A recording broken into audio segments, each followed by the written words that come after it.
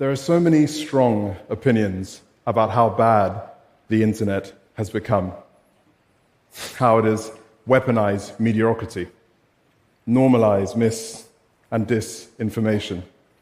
But for me, the information superhighway has always been my savior. As a little boy, I was sent from Nigeria to boarding school in the English countryside. It was like Harry Potter without the magic. It was a confusing and troubling time for an already sensitive little boy who was far from home. I was more like an exotic animal in a petting zoo rather than a student.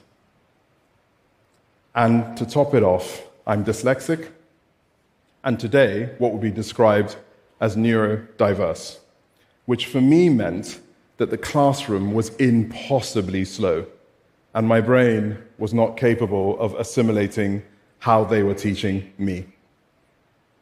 So, for a big part of my life, I was ashamed of my own mind.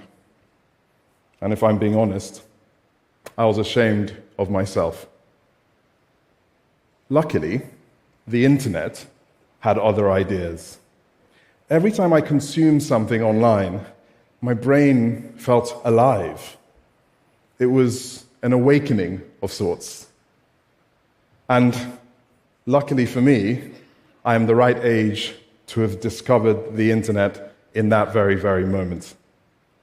So, what did I start doing? I started realizing how my mind worked, how I could assimilate audiovisual experiences instantly, how I could name a song within the first second of the first note, or talk about scenes in films like I lived them, and how overwhelmingly powerful artistic experiences were for me.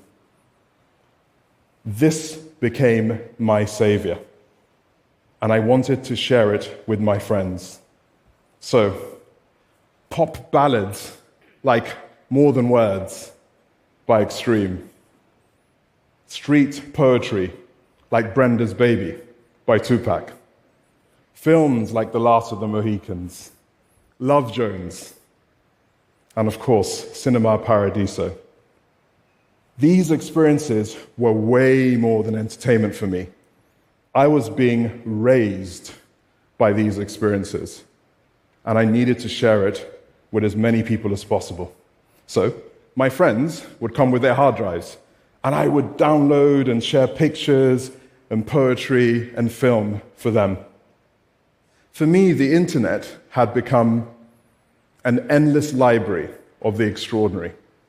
And I didn't just have the keys to this library, I lived there. We would talk about Fela Kuti, Joni Mitchell, Neil Young. These were my heroes. These were the souls that have found the blueprint of how to do and win in this thing called life. It also saved my mental health. The dancing of Misha Baryshnikov was for me like watching a perfect sunset. The voice of Sarah Vaughan was my North Star. And of course, the words of Pablo Neruda, well, that will always be medicine for my soul. So, how did I get to be this great observer of content and become an artist? It was just sharing images. And one of the images I shared all the time was this image of Coretta Scott King. This image was taken by Moneta Sleet Jr., the first black man to win a Pulitzer for photography.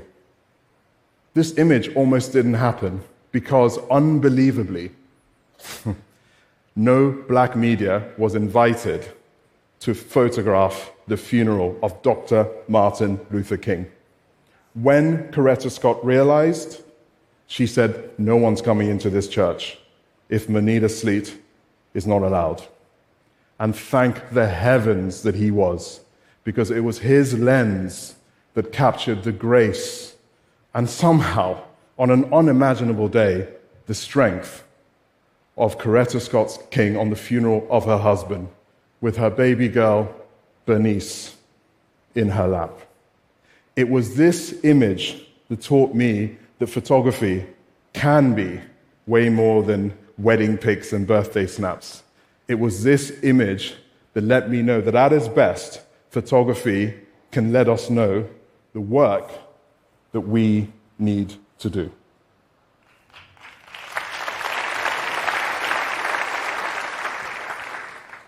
So, how did I become an actual photographer? Well, the answer to that is love. My wife, we fell in love together by feeling each other's invisible scars like Braille. She fell in love with all the parts of myself that I was ashamed of. She looked beyond my anxiety, my imposter syndrome, and she saw a man that maybe had a point of view himself.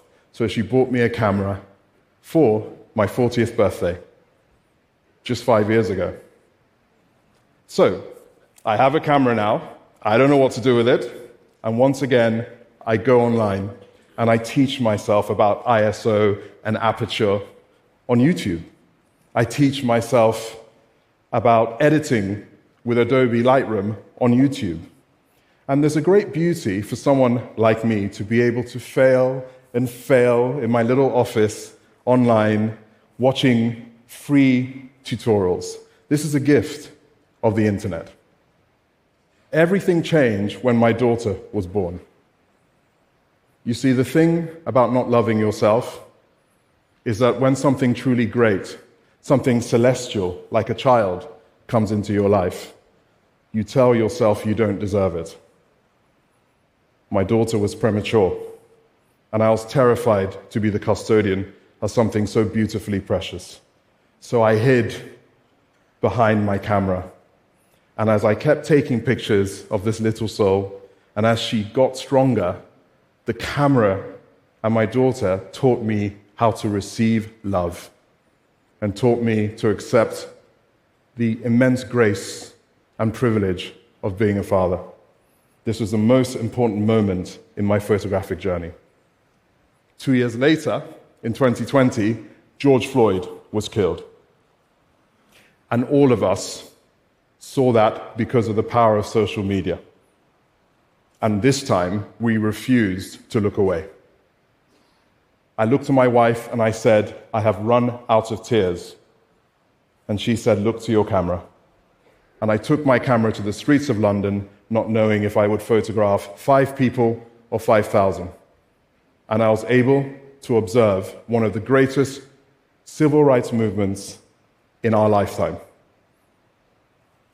The global protest after the death of George Floyd is something none of us would have expected, and my lens was there. One morning, I woke up and I couldn't open my phone because I had so many notifications. The son of Coretta Scott King, Martin Luther King III, had somehow come across one of my images and posted it on his Twitter. And then the world discovered me.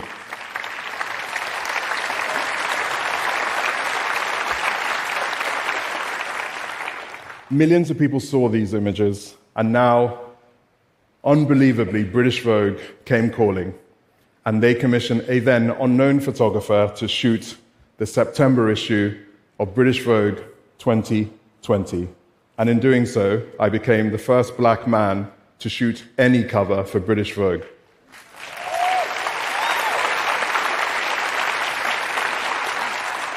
It took 104 years to get to my cover.